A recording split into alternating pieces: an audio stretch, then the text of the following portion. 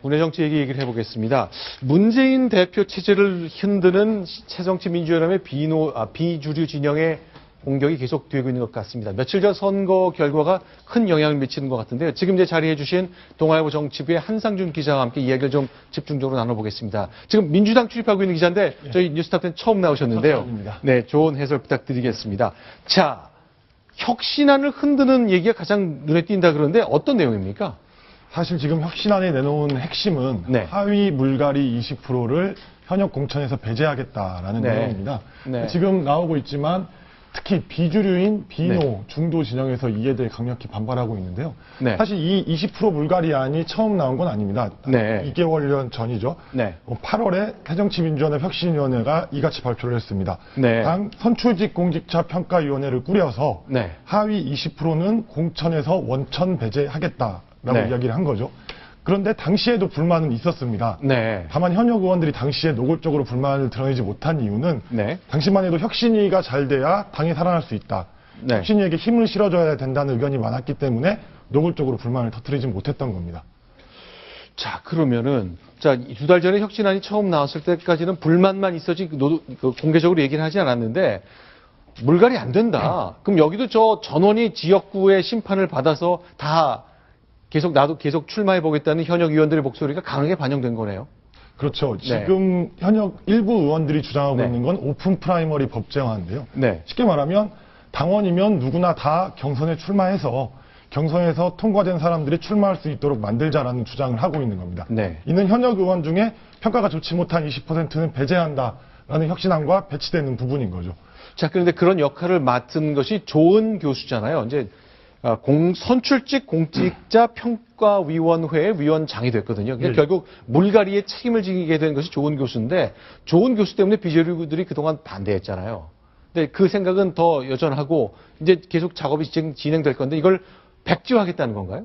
사실 지금 비주류 쪽 일각에서 주장하는 건 네. 오픈 프라이머리가 법제화된다면 선출직 공직자 평가위원회는 필요가 없다라는 주장입니다.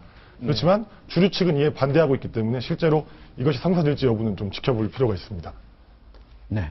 지금 조은 교수가 바로 이제 선출직 공직자 평가위원회 위원장이 된 거에 대해서 사실은 비노나 중도 계열의 새정치민주연합 의원들이 가장 반발하는 가장 큰 이유는 혹시 친노 계열은 평가를 잘 받고 그리고 그 중도나 비노 측은 오히려 평가를 하위로 받아가지고 그 20% 안에 들어가서 네. 결국은 추천을 후보자 총선에서 네. 그 후보 추천을 못 받게 되는 거 아닌가 이런 것 때문에 그런데요. 그 가장 큰 이유는 19대 총선 때 즉 2012년에 전력이 있기 때문에 그렇습니다. 자, 그러면요, 이제 궁금해하는 것이 이제 3년 전이죠. 2012년 총선 당시 이제 민주당, 통합민주당의 공천이 어땠는지에 대한 얘기인데 저희가 김진표 전 의원의 육성을 하나 준비했습니다. 그 당시 이제 정체성이 공천의 중요한 기준이라고 얘기했었는데요. 어떤 논의가 있었는지 3년 전으로 돌아가 보겠습니다. 밖에서 지나치게 보수적이다 이렇게 인식하는 경향이 있는데 그에 대해서 어떻게 생각하느냐라는 질문이 있었어요. 관료 출신 정치인들은 그런 것들이 결과적으로 언론에 그런 보수적이다 늘 현상 유지적인 선택을 하려고 한다라고 비춰진 측면이 있는 것 같다. 네. 예, 지금 김진표 전 경제부총리 육성에서 들으셨겠지만 당시 2012년 당시 민주통합당 공천에서 가장 중요한 기능은 당의 정체성이었습니다. 네. 그러니까 그들이 말하는 그 당시 당의 정체성이라는 것이 당시 당권을 쥐고 있던 사람이 친노의 직계인 한명숙 대표였습니다. 즉 네. 친노 색채를 강화하고 집권하기 위해서 중도 개혁적인 모습, 즉 네. 약간 우클릭하는 모습보다는 오히려 좌클릭할 수 있는 네. 그것을 이제 당의 정책성으로 봤기 때문에 네. 당시 공천이 친노의 색채가 굉장히 강화됐던 거죠. 네. 특히 물갈이라는 명명하에서 진행됐던 비례대표 의원 또 네. 초선 의원 공천에서 그런 모습이 굉장히 심화됐었는데 네. 당시 비례대표 출신들의 공천 내용을 보고 노이사 공천이다 이런 말까지 나왔습니다. 즉, 노이사 예. 공천이요? 그거는 신조어인가요? 그 당시 있었던 만들어진 얘기인가요? 말이죠. 우리 뭐 이명박 네. 대통령 때 뭐 고소영, 뭐 강부자 여러 얘기 있지 않았습니까? 네. 근데 그렇게 비판하던 그 야권도 2012년 공천에서 노이사란 말이 만들어졌는데 노이사. 노는 친노입니다. 네. 이는 2대죠. 왜냐하면 황명숙 대표가 2대를 낳았기 때문이죠. 네, 네. 4는 486입니다. 네. 즉 486 출신들, 친노 직계들, 또 이화여대 출신들의 많은 사람들이 네. 비례대표와 초선 지역구 초선의원으로 공천을 많이 받았습니다. 그래서 그런 말들이 나왔던 건데 네, 네. 그 공천의 결과는 총선과 대선의 참혹한 패배로 귀결되고 말았죠. 자, 그러니까요. 제가 좀 이참에 좀 드리고 싶은 질문이, 이제 조은 위원장이 이제 물갈이를 맡았잖아요. 근데 조은 위원장이 3년 전에 저런 공천이 있었을 시절에 공심위원이었거든요. 조은 위원장의 책임이 당시에 좀 컸습니까? 뭐라고 얘기하나요? 사실 친노 진영에서는 조은 교수가 당시에 공천심사위원으로 참여했던 건 맞지만 네. 위원 개개인의 성향에 따라 판단된 것은 아니다라고 해명을 하고 있습니다. 네. 지금 이번 역시 마찬가지인데요. 네. 어차피 선출직 공직자 평가위원회가 여러 가지 항목들로 점수를 매겨서 네. 그 순위에 따라 20%를 자르는 거기 때문에 네, 네. 혹시나 하는 그 조은 교수 일각에서 이제 진보 진영 성향이 강하다고 하지만 네. 그 성향이 반영된 일은 없다라고 친노 진영이나 문 대표 쪽은 얘기를 하고 있는 겁니다. 그거를 비주류 측이 받아들이고 있나요? 하지만 비주류 측은 받아들이지 않고 있습니다. 왜냐하면 비주류 측은 당시 19대 총선에 대해 지금도 일종의 네. 트라우마가 네. 있다라고 얘기할 정도이기 때문에요. 네. 양쪽이 어떻게 좀 접점을 찾아가거나 부딪히게 될지는 좀 더 지켜볼 필요가 있을 것 같습니다. 네, 그럼 저 비례대표 뭐 작은 얘기일 수 있겠지만 요 얘기 하나만 좀 더 볼게요. 이제 비례대표 이제 청년 비례대표라고 이제 두 자리를 주게 되는데 남자 하나 여자 하나. 근데 기준을 놓고 또 아직도 생각이 좀 다른가 보네요. 이 두 가지 목소리가 다 공존하는 거죠. 예, 그렇습니다. 사실 새정치연합 같은 경우 19대에서도 비례대표에서 2석을 네. 청년 비례 몫으로 줬거든요. 네. 김광진 의원과 장하나 의원이 이제 그 주인공인데요.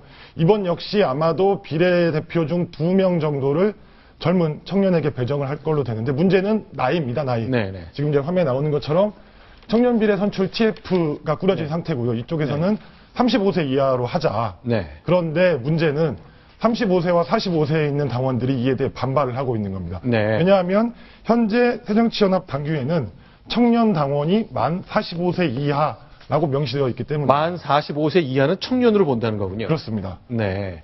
자, 어떻게 좀 귀결이 될까요? 이제 10살을 높일 건지 아니면 계속 35세를 유지할지 예상할 수 있는 게 있습니까? 사실 혁신위원회에서 나이에 따른 가점을 발표한 적이 있는데요. 이게 네. 재밌는 게 25세, 35세, 45세에 따라 네. 순차적으로 가점을 주도록 돼 있거든요. 젊을수록 가산점이 더 높아지는 크다. 겁니다. 네. 45세와 35세 사이에 있는 분들 입장에서는 가점도 낮게 받는 데다가 청년 비례까지 만약에 주지 않는다면 그분들의 반발이 생각보다 좀 강하지 않을까 생각이 네. 듭니다. 알겠습니다. 그런데 이제 저희가 앞서 했던 그 비주류와 주류 사이의 갈등에 대한 얘기를 좀 이어가자면요.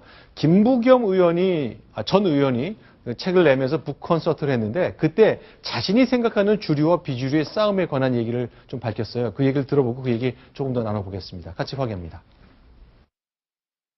친노든 비노든 간에 상대편이 어떤 정치 행위를 해도 그거는 나를 죽이려고 하거나 우리 편을 죽이려 한다라는 서로 못 믿는 것이지 실질적으로 뭐 근거나 증거는 없어요. 그거는 분명히 양쪽에서 정확하게 서로 더 이상 불신하거나 뒤통수 치지 않는다는 걸 한번 해보겠다. 그 대신에 이 당을 함부로 그렇게 쉽게 깨고 뭉개고 한다라는 그런 착각은 좀 하지 말아다오. 왜? 제 경험에 분열된 야권이 좋은 성적을 얻은 적이 없습니다. 뭐 지당한 말씀이군요. 분열해서는 이길 수 없죠.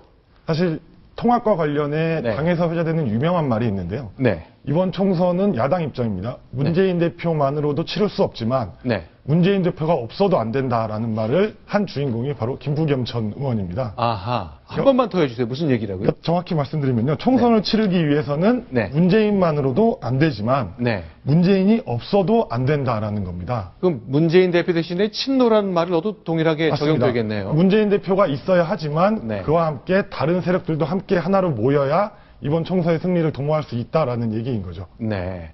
자, 그렇게 이제 그 주류와 비주류를 붙이는 노력을 이제 김부겸 의원이 하려고 하는데 이 공천 문제를 놓고 과연 어떻게 될지 잘 모르겠습니다. 이번 주에 의원총회까지 소집해가지고 비주류에서는 물갈이 20%라는 거 싹 없애고 싶어 한다면서요.